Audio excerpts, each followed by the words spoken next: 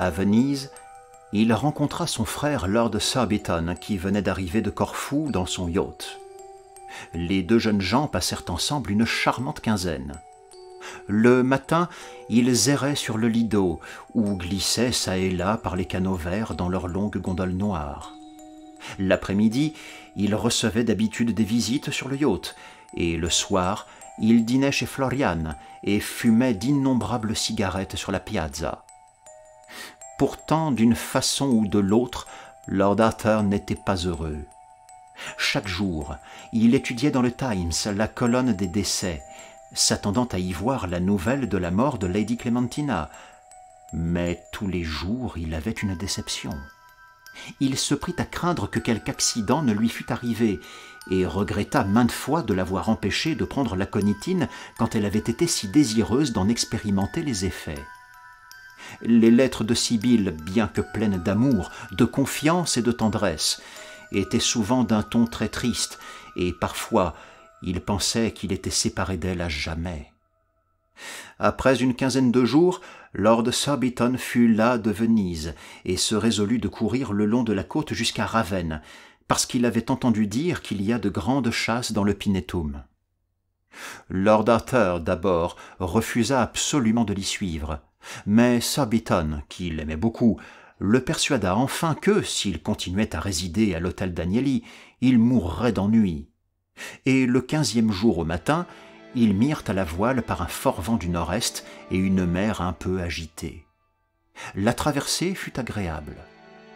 La vie à l'air libre ramena les fraîches couleurs sur les joues de Lord Arthur, mais après le 22e jour, il fut ressaisi de ses préoccupations au sujet de Lady Clementina, et en dépit des remontrances de Surbiton, il prit le train pour Venise. Quand il débarqua de sa gondole sur les degrés de l'hôtel, le propriétaire vint au-devant de lui avec un amoncellement de télégrammes. Lord Arthur les lui arracha des mains et les ouvrit en les décachetant d'un geste brusque. Tout avait réussi. Lady Clementina était morte subitement dans la nuit 5 jours avant. La première pensée de Lord Arthur fut pour Sibylle, et il lui envoya un télégramme pour lui annoncer son retour immédiat pour Londres. Ensuite, il ordonna à son valet de chambre de préparer ses bagages pour le rapide du soir, quintupla le paiement de ses gondoliers et monta l'escalier de sa chambre d'un pas léger et d'un cœur raffermi.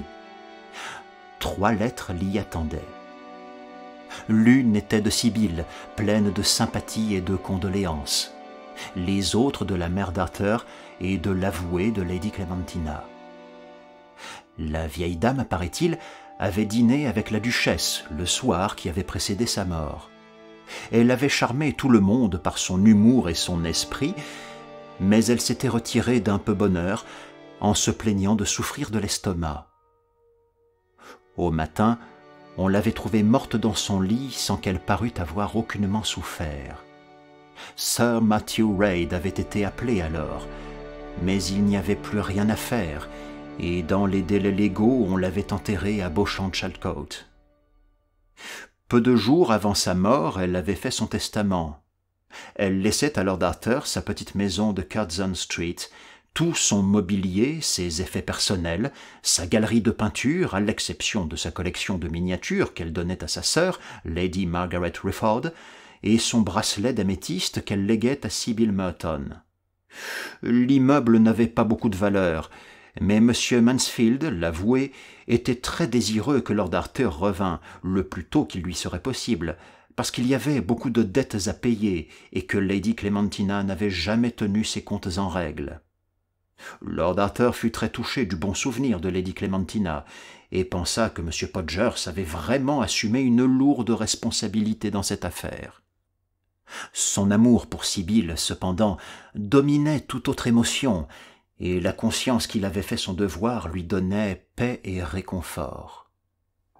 En arrivant à Charing Cross, il se sentit tout à fait heureux. Les Merton le reçurent très affectueusement. Sibylle lui fit promettre qu'il ne supporterait pas qu'aucun obstacle s'interposât entre eux, et le mariage fut fixé au 7 juin. La vie lui paraissait encore une fois belle et brillante, et toute son ancienne joie renaissait pour lui. Un jour, cependant, il inventoriait sa maison de Curzon Street avec l'avoué de Lady Clementina et Sibyl, brûlant des paquets de lettres jaunies et vidant des tiroirs de bizarres vieilleries, quand la jeune fille poussa soudain un petit cri de joie. « Oh ! Qu'avez-vous trouvé, Sibyl » dit Lord Arthur, levant la tête de son travail et souriant. « Cette jolie petite bonbonnière d'argent. Est-ce gentil et hollandais? Me la donnez-vous? Les améthystes ne me siéront pas, je le crois, jusqu'à ce que j'aie 80 ans. » C'était la boîte qui avait contenu l'aconitine. Lord Arthur tressaillit et une rougeur subite monta à ses joues. Il avait presque oublié ce qu'il avait fait, et ce lui sembla une curieuse coïncidence que Sibyl, pour l'amour de qui il avait traversé toutes ses angoisses, fût la première à les lui rappeler. « Bien entendu, Sibyl, ceci est à vous. C'est moi-même qui l'ai donné à la pauvre Lady Clem. »« Oh, merci, Arthur. Et aurais-je aussi le bonbon? Je ne savais pas que Lady Clementina aimât les douceurs.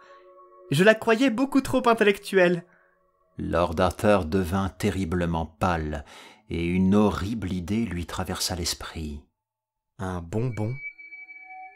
Sibyl, que voulez-vous dire? » demanda-t-il d'une voix basse et rauque. « Il y en a un là-dedans, un seul. Il paraît vieux et sale, et je n'ai pas la moindre envie de le croquer. Qu'y a-t-il, Arthur? Comme vous pâlissez ?» Lord Arthur bondit à travers le salon et saisit la bonbonnière. La pilule couleur d'ambre y était, avec sa capsule de poison. Malgré tout, Lady Clementina était morte de sa mort naturelle. La secousse de cette découverte fut presque au-dessus des forces de Lord Arthur. Il jeta la pilule dans le feu et s'écroula sur le canapé avec un cri de désespoir.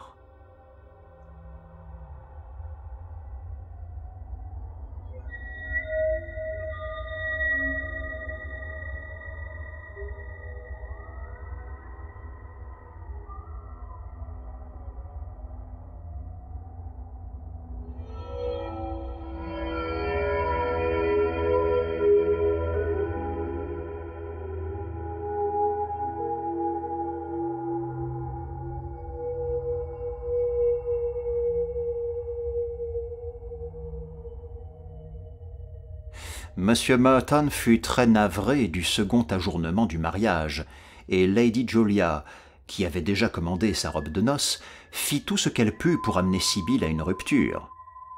Si tendrement cependant que Sibyl aima sa mère, elle avait fait don de toute sa vie en accordant sa main à Lord Arthur, et rien de ce que put lui dire Lady Julia ne la fit chanceler dans sa foi.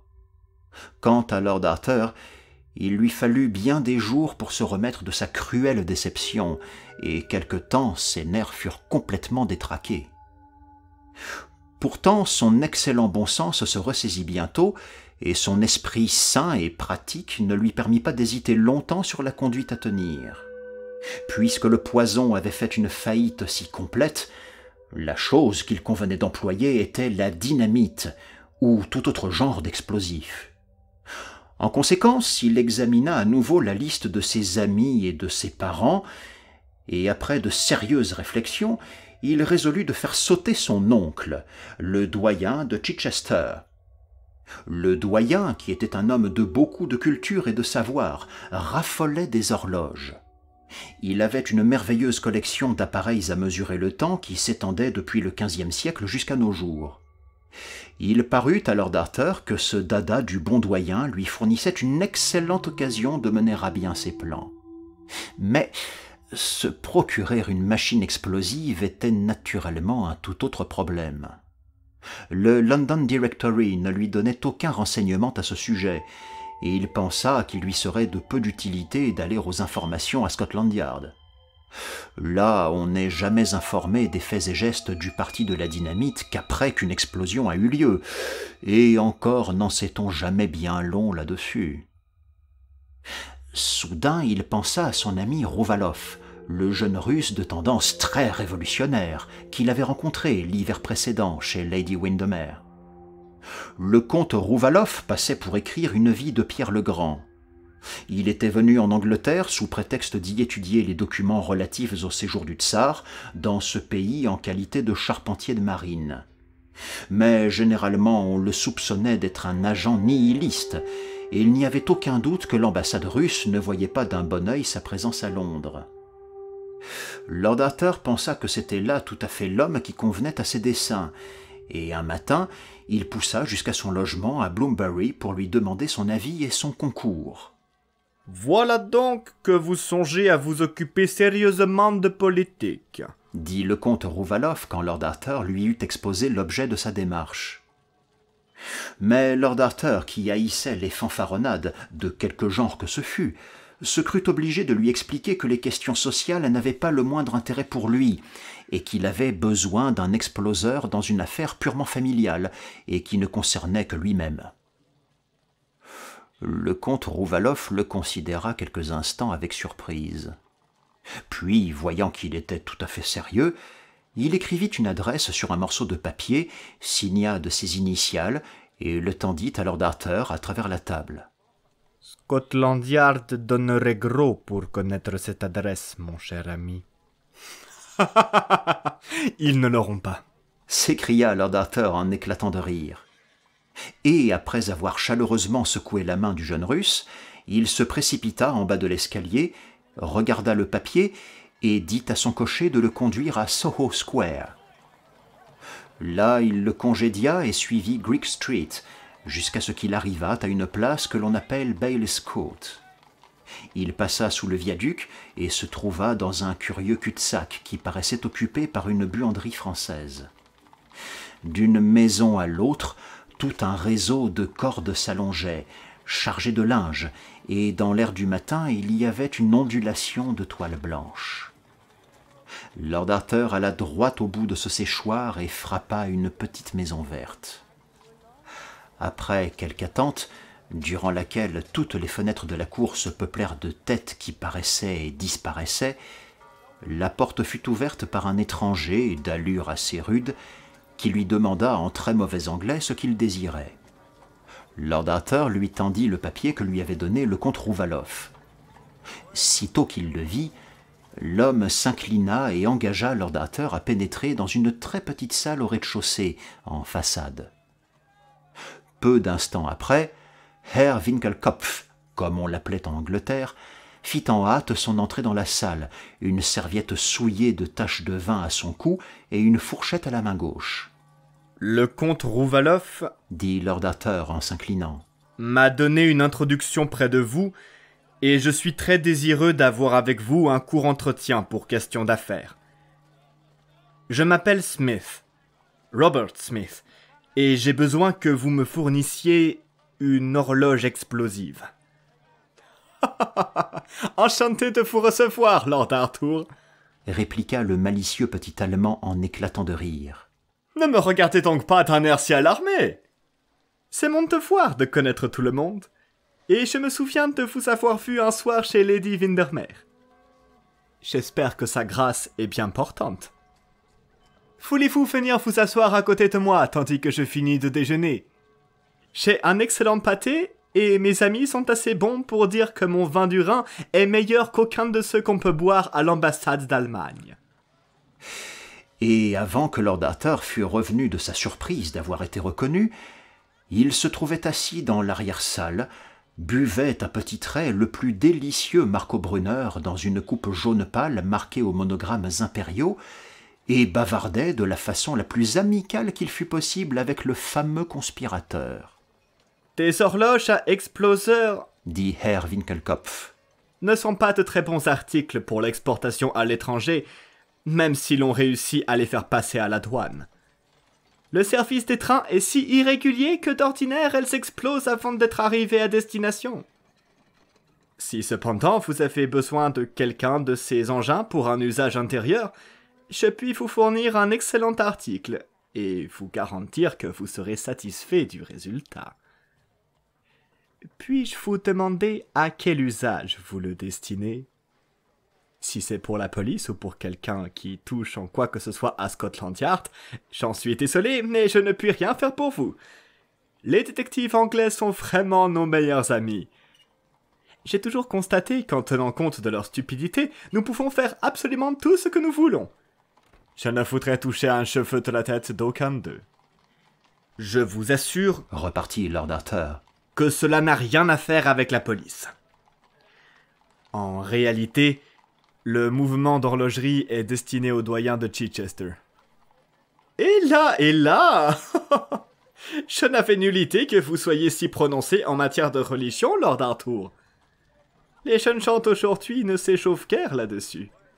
Je crois que vous me prisez trop, Herr Winkelkopf, dit Lord Arthur en rougissant. Le fait est que je suis absolument ignorant en théologie. Alors c'est une affaire tout à fait personnelle. Tout à fait. Herr Winkelkopf haussa les épaules et quitta la salle. 4 minutes après, il reparut avec un gâteau rond de dynamite de la dimension d'un penny et une jolie petite horloge française surmontée d'une figurine de la liberté piétinant l'hydre du despotisme. Le visage de Lord Arthur s'éclaira à cette vue. Voilà tout à fait ce qu'il me faut. Maintenant, apprenez-moi comment elle explose.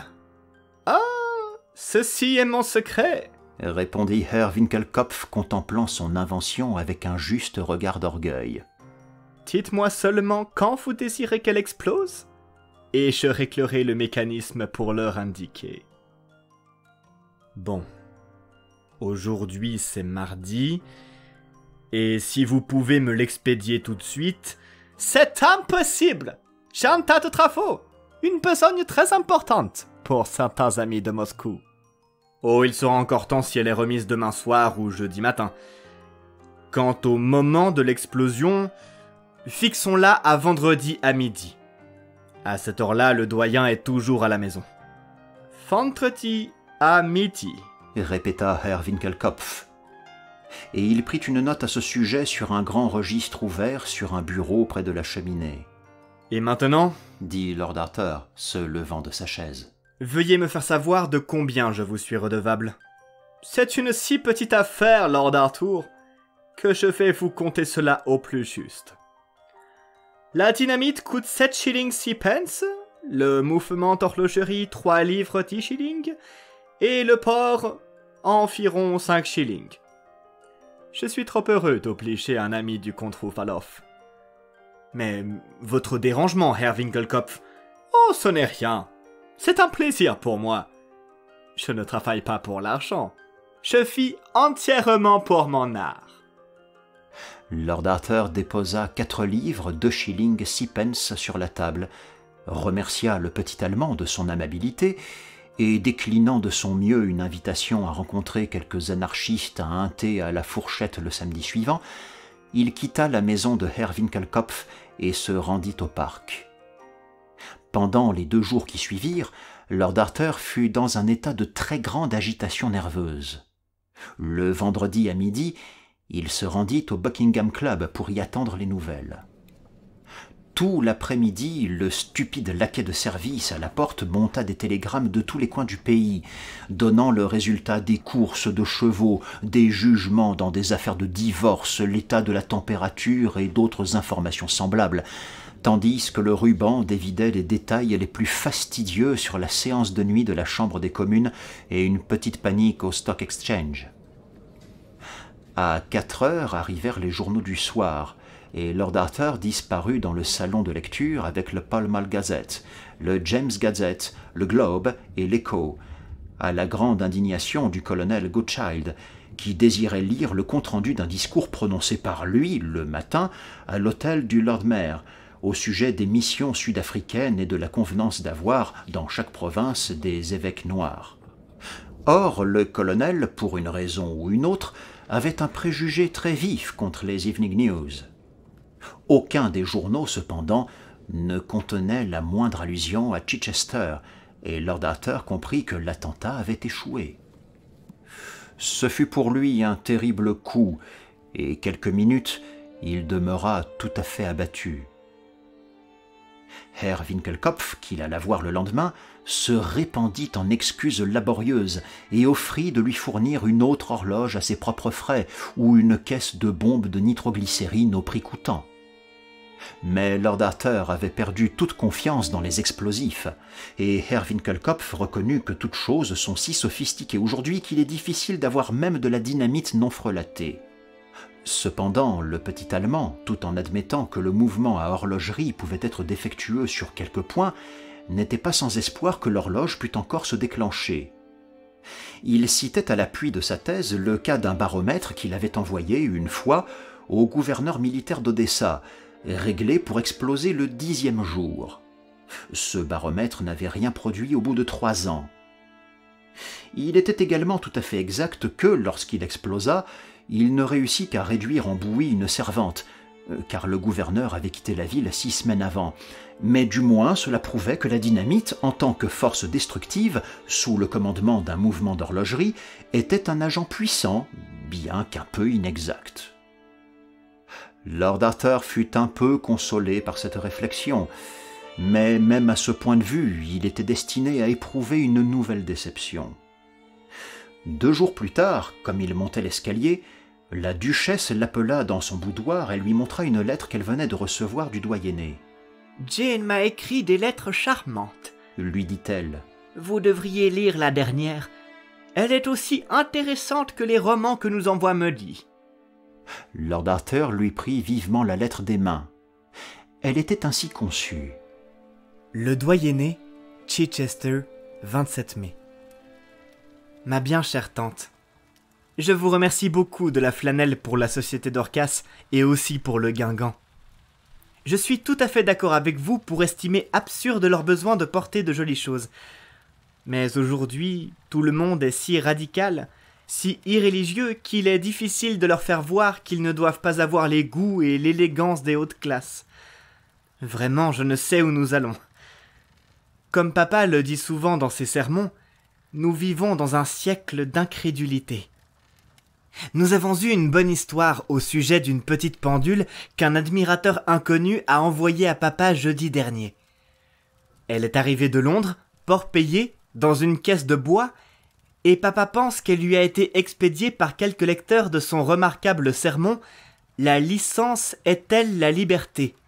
car la pendule est surmontée d'une figure de femme avec ce qu'on appelle un bonnet phrygien sur la tête. Moi, je ne trouve pas cela très convenable, mais papa dit que c'est historique. Je suppose donc qu'il n'y a rien à redire. Parker a dépaqueté l'objet, et papa l'a placé sur la cheminée de la bibliothèque. Nous étions tous assis dans cette pièce vendredi matin, quand, au moment même où la pendule sonnait midi, nous entendîmes comme un bruit d'ailes. Une petite bouffée de fumée sortit du piédestal de la figure, et la déesse de la liberté tomba et se cassa le nez sur le garde-feu. Maria était tout en émoi, mais c'était vraiment une aventure si ridicule que James et moi nous avons fait une bonne partie de rire. Papa même faisait chorus. Quand nous avons examiné l'horloge, nous avons vu que c'était une espèce de réveil matin, et qu'en plaçant l'arrêt sur une heure déterminée, et en mettant de la poudre et une capsule de fulminate sous un petit marteau, l'éclatement se produisait quand on le voulait. Papa a dit que c'était une pendule trop bruyante pour demeurer dans la bibliothèque. Reggie l'a donc emportée à l'école, et là elle continue à produire de petites explosions tout le long de la journée. Pensez-vous qu'Arthur aimerait un cadeau de noces de ce genre ? Je suppose que cela doit être tout à fait à la mode à Londres. Papa dit que ces horloges sont propres à faire du bien, car elles montrent que la liberté n'est pas durable, et que son règne doit finir par une chute. Papa dit que la liberté a été inventée au temps de la Révolution française. Cela semble épouvantable. Je vais aller tout à l'heure chez les Dorcas, et je leur lirai votre lettre si instructive. Combien est vrai, ma tante, votre idée qu'avec leur rang dans la vie, ils voudraient porter ce qui ne leur sied pas. Je dois dire que leur souci du costume est absurde quand ils ont tant d'autres graves soucis dans ce monde et dans l'autre. Je suis bien heureuse que votre popeline à fleurs aille si bien et que votre dentelle ne soit pas déchirée. Mercredi, je porterai chez l'évêque le satin jaune dont vous m'avez si gracieusement fait don, et je crois qu'il fera le meilleur effet. Avez-vous des nœuds ou non ? Jennings dit que maintenant tout le monde porte des nœuds et que les chemisettes se font à jabot. Reggie vient d'avoir une nouvelle explosion. Papa a ordonné de transporter l'horloge à l'écurie. Je ne crois pas que papa l'apprécie autant qu'au premier moment, bien qu'il soit très flatté d'avoir reçu un présent si gentil et si ingénieux. Cela prouve qu'on lit ses sermons et qu'on en tire profit. Papa vous envoie ses amitiés. James, Reggie et Maria s'unissent à lui, espérant que la goutte de l'oncle Cecil va mieux. Croyez-moi, ma chère tante. Votre nièce affectionnée, Jane Percy. PS, répondez-moi au sujet des nœuds. Jennings soutient avec insistance qu'ils sont à la mode. Lord Arthur regarda la lettre d'un air si sérieux et si malheureux que la duchesse éclata de rire. « Mon cher Arthur, lui déclara-t-elle, je ne vous montrerai plus jamais une lettre de jeune fille. Mais que dire de cette pendule? Cela me semble une invention vraiment curieuse, et j'aimerais en avoir une semblable. » « Je n'ai pas grande confiance dans ces horloges, » dit Lord Arthur avec un sourire triste. Et après avoir embrassé sa mère, il quitta la pièce. En arrivant au haut de l'escalier, il se jeta sur un fauteuil et ses yeux se remplirent de larmes. Il avait fait de son mieux pour commettre le meurtre, mais en 2 occasions ses tentatives avaient échoué, et cela sans qu'il y eût de sa faute. Il avait essayé de faire son devoir, mais il semblait que la destinée le trahissait. Il était accablé par le sentiment de la stérilité des bonnes intentions, de l'inutilité des efforts pour une belle action. Peut-être eût-il mieux valu rompre le mariage. Sibylle aurait souffert, c'est vrai, mais la souffrance ne ruine pas un caractère aussi noble que le sien. Quant à lui, qu'importait, il y a toujours quelque guerre où un homme peut se faire tuer, quelque cause à laquelle un homme peut donner sa vie, et si la vie n'avait pas de plaisir pour lui, la mort ne l'effrayait pas. Que la destinée ourdisse son sort à sa guise, il ne ferait rien pour la conjurer. À 7h30 passées, il s'habilla et se rendit au club. Surbiton y était, avec une société de jeunes gens, et Lord Arthur fut obligé de dîner avec eux. Leur conversation banale, leur lazzi oiseux ne l'intéressaient pas, et sitôt que le café fut servi, il les quitta, inventant le prétexte d'un rendez-vous pour expliquer sa retraite. Comme il sortait du club, le laquais de service à la porte lui remit une lettre. Elle était de Herr Winkelkopf, qui l'invitait à venir, le lendemain soir, voir un parapluie explosif qui éclatait aussitôt qu'on l'ouvrait. C'était le dernier mot des inventeurs. Le parapluie venait d'arriver de Genève. Lord Arthur déchira la lettre en menus fragments.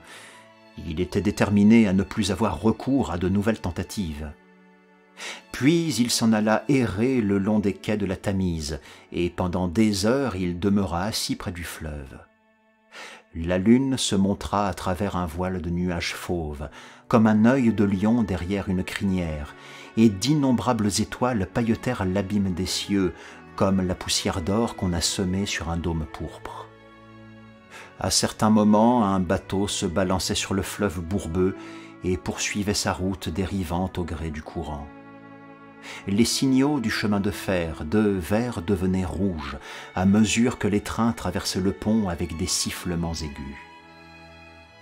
Un peu plus tard, minuit tomba avec un bruit lourd de la petite tour de Westminster, et à chaque coup de la cloche sonore, la nuit sembla trembler. Puis les lumières du chemin de fer s'éteignirent. Une lampe solitaire continua seule à briller comme un grand rubis sur un mât gigantesque, et la rumeur de la cité s'éteignit. À 2 heures, Lord Arthur se leva et flâna du côté de Blackfriars. Que tout lui paraissait irréel, semblable à un rêve étrange. De l'autre côté de la rivière, les maisons semblaient immergées des ténèbres. On eût dit que l'argent et l'ombre avaient modelé le monde à nouveau. L'énorme dôme de Saint-Paul s'esquissait comme une bulle à travers l'atmosphère noirâtre. Comme il approchait de l'aiguille de Cléopâtre, Lord Arthur vit un homme penché sur le parapet, et quand il s'approcha, la lumière du réverbère tombant en plein sur son visage, il le reconnut. C'était M. Podgers.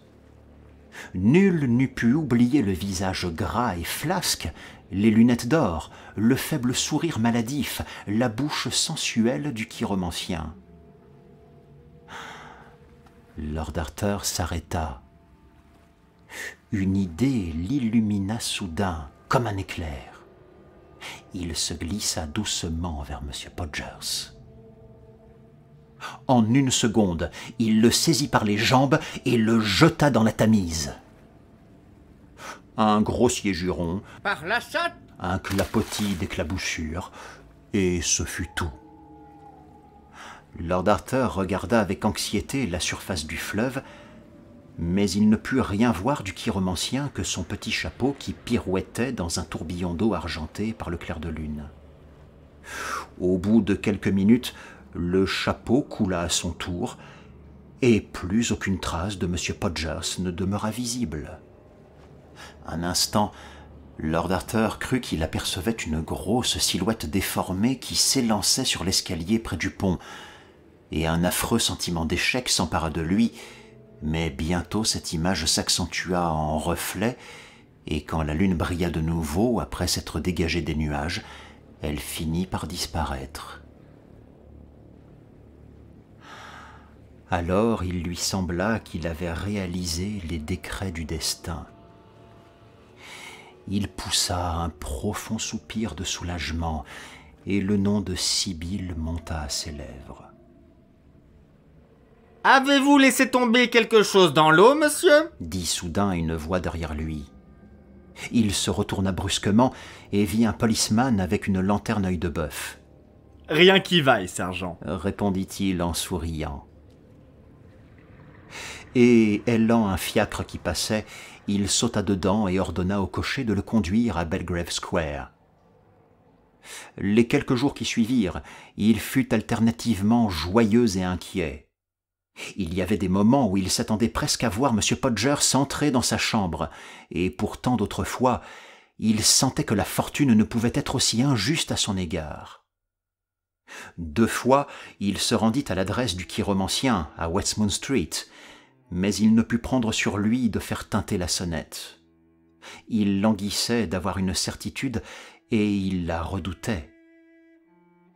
À la fin, elle vint. Il était assis dans le fumoir du club. Il prenait du thé en écoutant avec un peu d'ennui Surbiton qui lui rendait compte de la dernière opérette de la Gaîté, quand le valet de pied apporta les journaux du soir. Il prit la Gazette de St. James et il en feuilletait les pages d'un air distrait quand ce titre singulier frappa ses yeux. Suicide d'un chiromancien. Il devint pâle d'émotion et se mit à lire. L'entrefilet était ainsi conçu. Hier matin, à 7 heures, le corps de Mr. Septimus R. Podgers, le célèbre chiromancien, a été rejeté sur le rivage à Greenwich en face du Ship Hotel. Le malheureux gentleman avait disparu depuis quelques jours et les milieux de la chiromancie éprouvaient de grandes inquiétudes à son égard. On suppose qu'il s'est suicidé sous l'influence d'un dérangement momentané de ses facultés mentales causé par le surmenage, et le jury du coroner a rendu, à cet effet, un verdict conforme cet après-midi.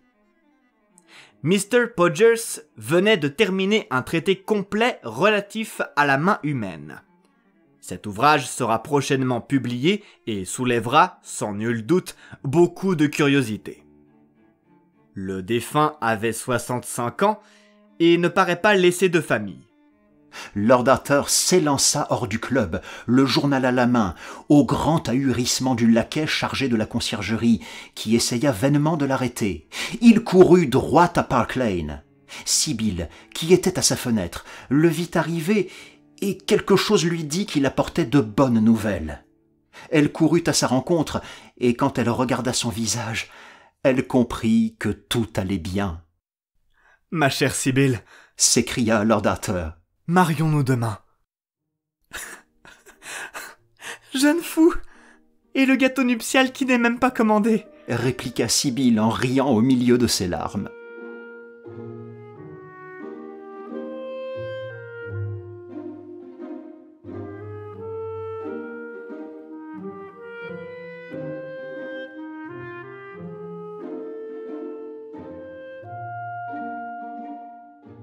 Quand le mariage eut lieu, environ 3 semaines plus tard, Saint-Péter fut envahi d'une vraie cohue de gens du meilleur monde. Le service fut lu d'une façon très émouvante par le doyen de Chichester, et tout le monde était d'accord pour reconnaître qu'on n'avait jamais vu de plus beau couple que le marié et la mariée. Ils étaient plus que beaux, car ils étaient heureux. Jamais Lord Arthur ne regretta ce qu'il avait souffert pour l'amour de Sibylle, tandis qu'elle, de son côté, lui donnait les meilleures choses qu'une femme peut donner à un homme, le respect, la tendresse et l'amour. Pour eux, la réalité ne tua pas le roman. Ils conservèrent toujours la jeunesse des sentiments. Quelques années plus tard, quand 2 beaux enfants leur furent nés, Lady Windermere vint leur rendre une visite à Alton Priory, un vieux domaine aimé qui avait été le cadeau de noces du duc à son fils. Et un après-midi qu'elle était assise, près de Lady Arthur, sous un tilleul dans le jardin, regardant le garçonnet et la fillette qui jouaient à se promener par le parterre de roses comme des rayons de soleil incertains, elle prit soudain les mains de son hôtesse dans les siennes et lui dit « Êtes-vous heureuse, Sibylle ? Chère Lady Windermere, certes oui, je suis heureuse. Et vous, ne l'êtes-vous pas ? Je n'ai pas le temps de l'être, Sibylle. J'ai toujours aimé la dernière personne qu'on me présentait, mais d'ordinaire, dès que je connais quelqu'un, j'en suis lasse. Vos lions ne vous donnent-ils plus de satisfaction, Lady Windermere ? Oh, ma chère, les lions ne sont bons qu'une saison. Sitôt qu'on leur a coupé la crinière, ils deviennent les créatures les plus assommantes du monde. En outre, si vous êtes vraiment gentil avec eux, ils se conduisent très mal avec vous. Vous souvenez-vous de cet horrible Mr. Podgers ? C'était un affreux imposteur. Naturellement, je ne m'en suis pas aperçu tout d'abord, et même quand il avait besoin d'emprunter de l'argent, je lui en ai donné. Mais je ne pouvais pas supporter qu'il me fît la cour. Il m'a vraiment fait haïr la chiromancie. Actuellement, c'est la télépathie qui me charme. C'est bien plus amusant. Il ne faut rien dire ici contre la chiromancie, Lady Windermere. C'est le seul sujet dont Arthur n'aime pas qu'on rie. Je vous assure que là-dessus, ses idées sont tout à fait arrêtées. Vous ne voulez pas dire qu'il y croit, Sibylle ? Demandez-le lui, Lady Windermere. Le voici. Lord Arthur arrivait en effet à travers le jardin, un grand bouquet de roses jaunes à la main, et ses 2 enfants dansant autour de lui. « Lord Arthur, à vos ordres, Lady Windermere. Vraiment, oserez-vous me dire que vous croyez à la chiromancie ? » ?»« Certes, oui. » fit le jeune homme en souriant. « Et pourquoi ? Parce que je lui dois tout le bonheur de ma vie. » murmura-t-il en se laissant tomber dans un fauteuil d'osier. « Mon cher Lord Arthur, que voulez-vous dire par là ?»« Sibylle, répondit-il en tendant les roses à sa femme et en la regardant dans ses yeux violets. « Quelle stupidité !» s'écria Lady Windermere. « De ma vie, je n'ai jamais entendu de choses pareilles. »